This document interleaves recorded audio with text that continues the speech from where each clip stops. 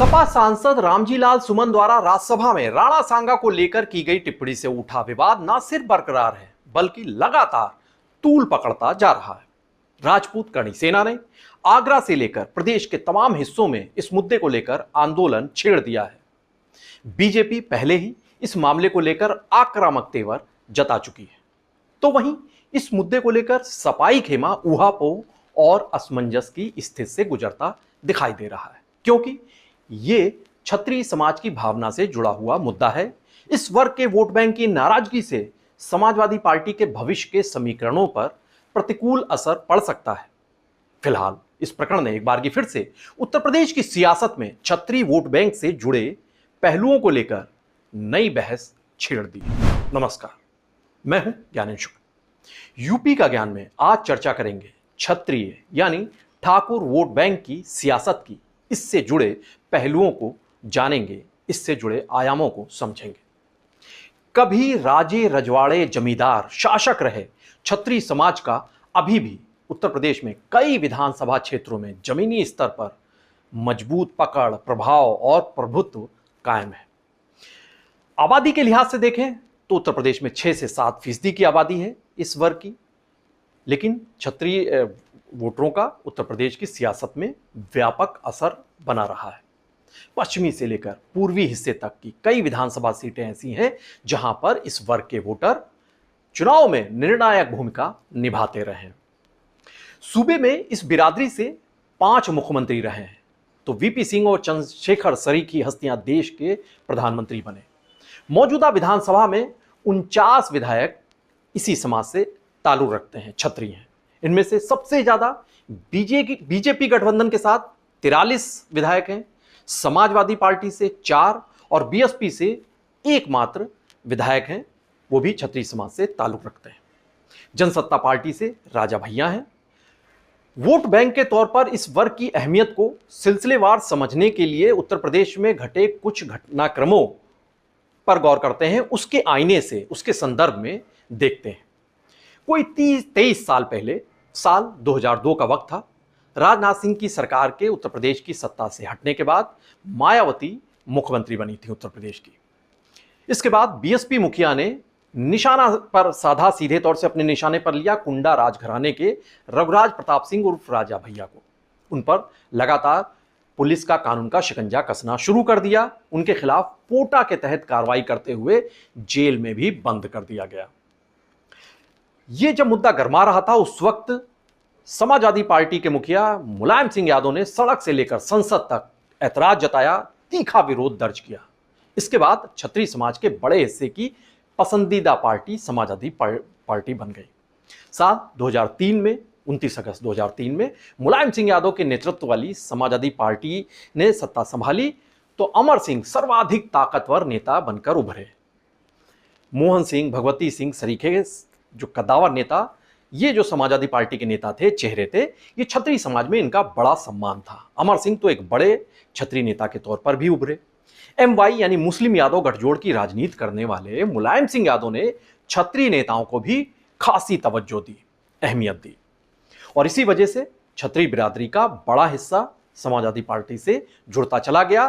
तमाम जो इलाकाई तमाम विधानसभा क्षेत्रों में नेता थे, बड़े चेहरे थे क्षत्रिय समाज से, वो सपा से जुड़ते चले गए। 2007 से 2012 की उत्तर प्रदेश की राजनीति, मायावती जब सत्ता थी तब दलित ब्राह्मण आधारित थी उन समीकरणों पर, लेकिन साल 2012 में उत्तर प्रदेश में समाजवादी पार्टी ने फिर से वापसी की और अपने बूते पर उत्तर प्रदेश में बहुमत हासिल किया। तब उत्तर प्रदेश की कमान मिली अखिलेश यादव को, मुख्यमंत्री के तौर पर उनकी ताजपोशी हुई और उस चुनाव में 48 विधायक जो जीते थे वो क्षत्रिय समाज से ताल्लुक रखते थे। इनमें से सबसे ज्यादा 38 सपाई खेमे के थे, और इस व्यापक समर्थन से खुश होकर अखिलेश यादव ने अपनी सरकार में 11 क्षत्रिय विधायकों को मंत्री पद से नवाजा था, उन्हें कैबिनेट में जगह दी थी।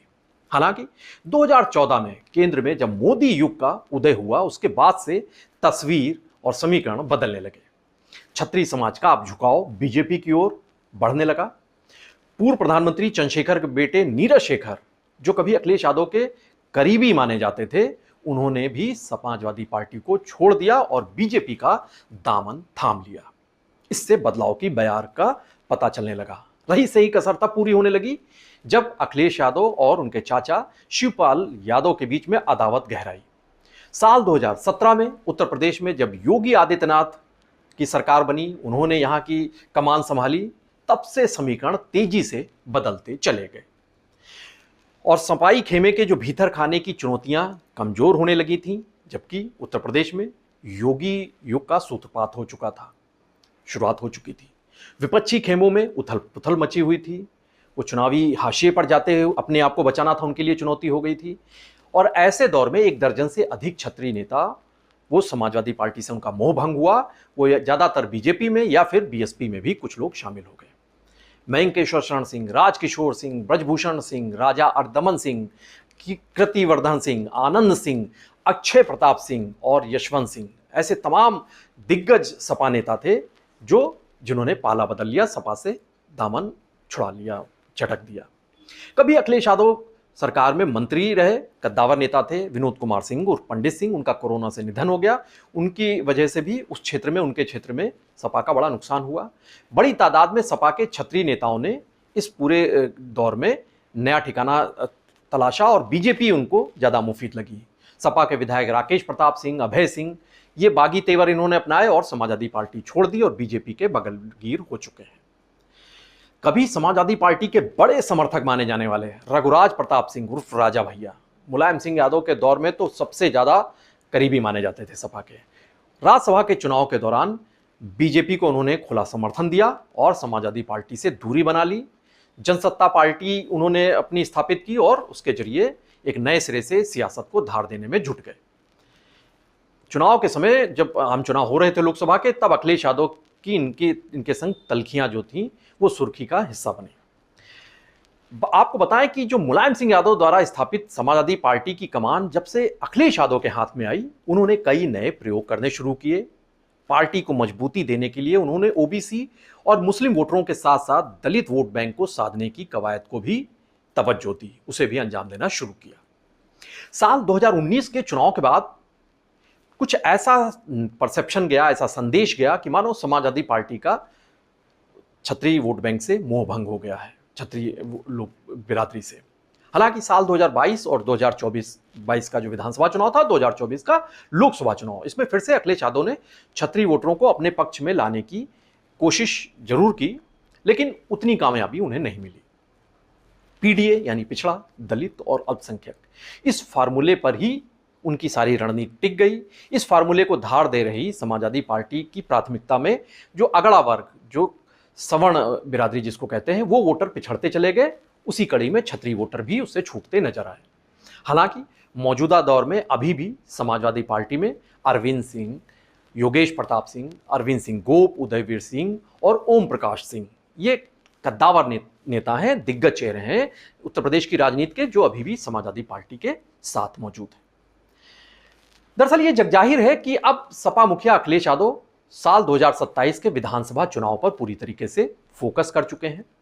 वे अपने मौजूदा जो उनका वोट बैंक है उसे तो सहेजना ही चाहते हैं, माई वाला उनका वोट बैंक मुस्लिम यादव, और इसके साथ ही ओबीसी और दलित वोटरों पर भी उनका ध्यान है। वोट बेस के इजाफे की रणनीति पर भी अमल कर रहे हैं। ऐसे में किसी जाति विशेष की एक मुश्त नाराजगी मोल ले लेना, इसका खतरा वो नहीं उठाना चाहते हैं।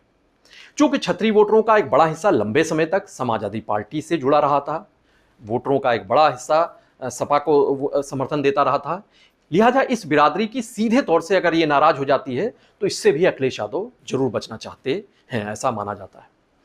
सपाई थिंक टैंक वाकिफ भी हैं कि राणा सांगा और औरंगजेब जो विवाद है, रामजी लाल सुमन का जो बयान आया है उसके बाद से जो तूफान उठा है, अगर ये और आगे बढ़ता है, गहराता है, तो उनकी उम्मीदों को नुकसान पहुंच सकता है। इसीलिए सपाई खेमा सटीक और संतुलित बयानबाजी की रणनीति को अमल में ला रहा है। रामजी लाल सुमन के खिलाफ लामबंद करणी सेना को लेकर अखिलेश यादव की प्रतिक्रिया पर गौर कर लेते हैं। अखिलेश यादव क्या कहते हैं कि जिस तरीके से हिटलर ने वर्दीधारी ट्रूपर्स बना रखे थे, वैसे ही करणी सेना के जरिए बीजेपी, गौर करिए, बीजेपी पर हमला कर रहे हैं कि वो अपने हित साध रही है। अखिलेश यादव ये भी जोड़ते हैं कि अगर रामजी लाल सुमन को कुछ भी होता तो इसकी सीधे जिम्मेदारी सीएम योगी आदित्यनाथ की होगी।